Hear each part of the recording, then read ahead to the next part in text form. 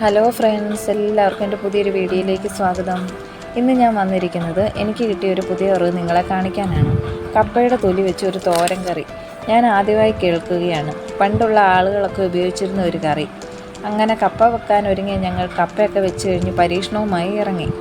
കപ്പയുടെ കരിന്തൊലിയൊക്കെ കളഞ്ഞ് നന്നായി കഴുകി വൃത്തിയാക്കി എടുക്കുക. അതിനുശേഷം ചെറുതായി അരിഞ്ഞെടുത്ത് അരിഞ്ഞു വെച്ചിരിക്കുന്നതും 2-3 വട്ടം കഴുകി എടുക്കുക. അതിനുശേഷം ഒരു പാത്രത്തിൽ വെള്ളം ഒഴിച്ച് ഇത് തിളപ്പിക്കാൻ വെക്കുക. തിളച്ച് കഴിയുമ്പോൾ വെള്ളം ഊറ്റിക്കളയാം. അതല്ലെങ്കിൽ ആ വെള്ളത്തിൽ വേവിച്ച് ലാസ്റ്റ് ആ വെള്ളം ഊറ്റിക്കളയാം. അത് കഴിഞ്ഞ് അരപ്പ് തയ്യാറാക്കാൻ തേങ്ങ, പച്ചമുളക്, ചുമന്നുള്ളി, മഞ്ഞൾപ്പൊടി എന്നിവ എടുക്കാം. ഇവിടെ സവോളയാണ് ഞാനിപ്പോൾ എടുത്തിരിക്കുന്നത്. ചുമന്നുള്ളി ഇല്ലാത്തതുകൊണ്ടാണ് സവോള എടുത്തിരിക്കുന്നത്. അത് കഴിഞ്ഞ് എണ്ണ ചൂടായി കഴിയുമ്പോൾ കടുകൊക്കെ പൊട്ടിക്കഴിയുമ്പോൾ വേവിച്ച് വെച്ച കപ്പത്തൊലിയും അരച്ച് വെച്ചിരിക്കുന്ന അരപ്പും കൂടി ചേർത്ത് യോജിപ്പിച്ചെടുക്കാം. നന്നായി മിക്സ് ചെയ്ത് യോജിപ്പിക്കണം. ആവശ്യത്തിന് ഉപ്പും ചേർത്ത് കൊടുക്കുക.